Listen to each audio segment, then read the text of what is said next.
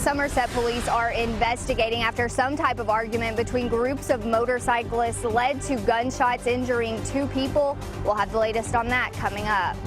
The Lexington Fire Department and Police Department worked together to make an arrest after a string of arsons. Brian's in Lexington find a way to shop for a dress while giving back. Tracking, alerting, protecting. This is WKYT News at 6. 2 people are recovering from a shooting in southern Kentucky. Thanks for watching WKYT. I'm Kristen Kennedy. Somerset police say last night several people on motorcycles pulled into the parking lot of America's Best Value Inn off US 27 and started firing shots. Crews rushed 2 men to UK Chandler Hospital. Police are still trying to figure out who the shooter was. WKYT's Hillary Thornton spent the morning talking to witnesses. She has our top story at 6. It was a scary night for some staying here at this motel in Somerset after they say some type of argument between groups of motorcyclists led to gunfire. Just after 10 o'clock last night, officers were called to America's Best Value Inn at the intersection of US 27 and Kentucky 80 in Somerset. Police made it to the parking lot within just a couple of minutes, but say the shooting between the bikers was over and several had already left. Police did locate 2 people who had been shot, 69-year-old Johnny Wardrop of Tatesville and 26-year-old James Macon of Somerset. Both men were flown to the University of Kentucky Hospital. Today, those who watched this all unfold outside their motel doors were still too shaken up to speak on camera, but say they heard several minutes of arguing going on between the groups, one of which they say was staying at the motel. Then hearing what they believed to be at least a dozen shots fired.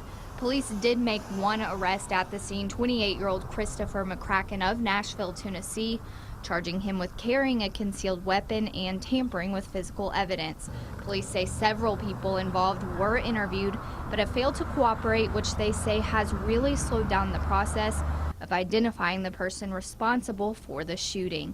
In Pulaski County, Hillary Thornton, WKYT. We do not know how those 2 men recovering at the hospital tonight are doing. Crews in southern Kentucky are searching for a woman who went missing near Cumberland Falls State Resort Park in McCreary County. Police say the 24-year-old woman was last seen around 6:30 Saturday night near Eagle Falls. She was with 2 other people at the time and was wearing a white top and pink bottom. Crews searched for her until 10 last night and went back out on the water around 7 this morning. Right now, they are not releasing the woman's name. Lexington police and fire investigators have made a big break in an arson case. They tell us they've arrested someone in connection to a series of arsons on Alumni Drive. Just last week, a fire broke out at the East Ridge Apartments in the 2800 block. Firefighters were able to keep the flames contained to some shutters on the outside of the building. Denitra Ross is in the Fayette County Detention Center tonight, charged with 5 counts of arson. Investigators will not yet say if she is the one responsible for the fires on Alumni Drive. The heat isn't leaving the bluegrass anytime soon, and it looks like the chance for a stray shower is still a possibility. Meteorologist Jim Caldwell is tracking rain chances on the First Alert Defender. Rain chances, heat, humidity, all of it sticking right here with us in the coming days. Out there right now in Lexington, you're going to find some clouds, a little mix of sunshine, and of course the heat and humidity. Right now we are coming in at 89 degrees out at the airport with that southwest wind coming in at 15.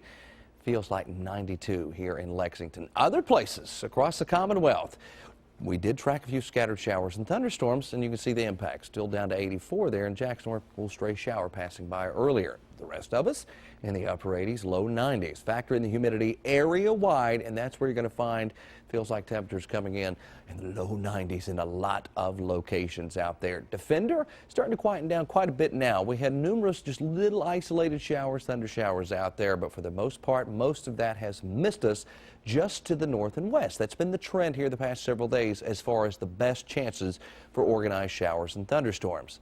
Here's your daily breakdown. We're going to stay on the hot side with more scattered showers and thunderstorms possible. And then there's something tropical brewing, and that might just have a major impact on us as well toward the end of the new work week. I'll take a closer look at that and track that hour by hour coming up in just a few minutes. Police in Breathitt County made some quick arrests in a robbery this morning. The Jackson police chief tells us a clerk at the Shell Mart on Kentucky 15 was taking out the trash when 3 men robbed the store. The 3 were told left with backpacks full of merchandise and cash. During their investigation, police found out someone had opened the safe not by force, but by using the combination. Police arrested William Combs, Trevor Hayes, and a juvenile. Hayes is an employee at the Shell Mart, but wasn't working at the time of the theft. In Lexington, police arrested a man overnight who they believe burglarized a wine bar. Officers went to Wines on Vine on Old Vine Street and found the front door broken and open. Officers found Thomas Lane hiding in the attic. He's charged with burglary and criminal mischief. A former editor of the Lexington Herald-Leader has died. John Carroll died this morning at his home in Lexington. His wife said he was suffering from a rare neurological disorder. Carroll was also an editor at the Los Angeles Times, where he helped win 13 Pulitzer Prizes. He was 73 years old. A rare reptile found in parts of China now has a home here in Kentucky. The Kentucky Reptile Zoo in Powell County is housing the snake. WKYT's Mike Linden got an up-close look at the Mang mountain viper. Here at the Kentucky Reptile Zoo, visitors can see a diverse collection of venomous snakes. But the newest addition to their collection is not only unique to Kentucky, but to the world as well. The Kentucky Reptile Zoo in Powell County is home to one of the largest venomous snake collections in the world. The newest addition comes to Kentucky from China. The snake in question today is called a Mang mountain viper, and it is actually native to only a couple small areas in China. Wiley says a reptile facility in Illinois had an extra viper and donated it to the zoo in Slade. She says seeing a Mang mountain viper in a zoo is very rare. You would have to go to a large city, like San Diego, for example, is one zoo that has bred these guys. So it's really pretty special that we're able to exhibit this here in Kentucky for people in our area. Only discovered in 1989, Wiley estimates there are only about 500 Mang mountain vipers left in the wild.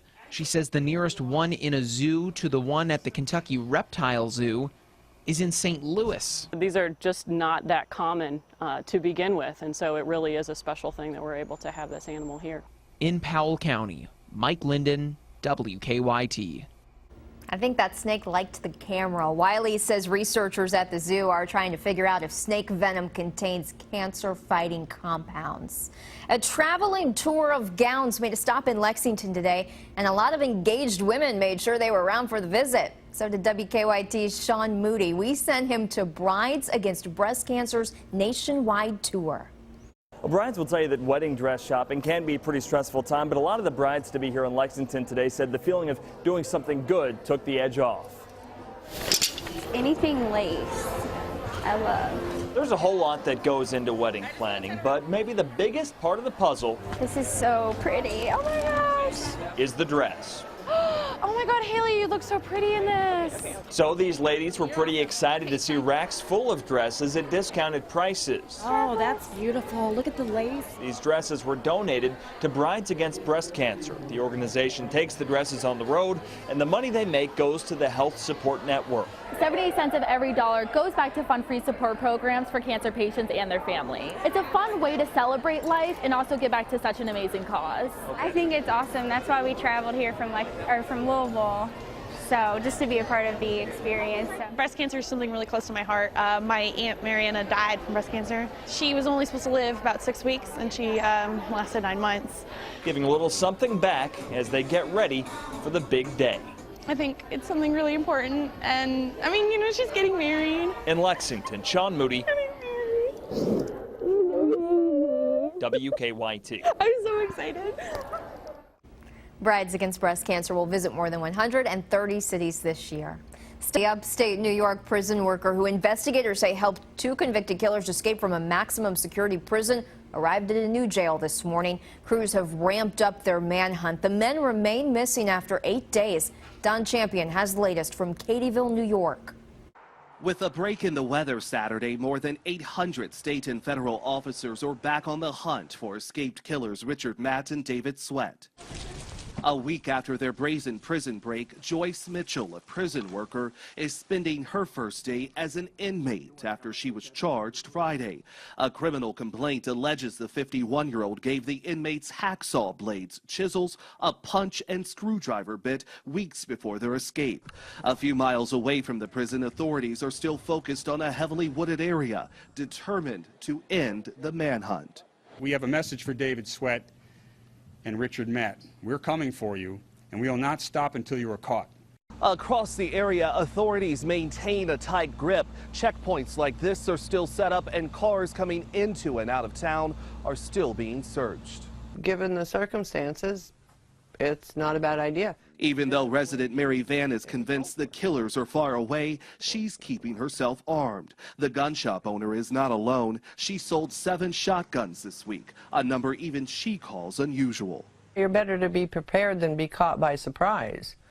We won't go looking for anything, but I won't be a hostage either. Investigators have now poured over more than 700 leads, and residents are showing their appreciation. Don Champion for CBS News, Katyville, New York.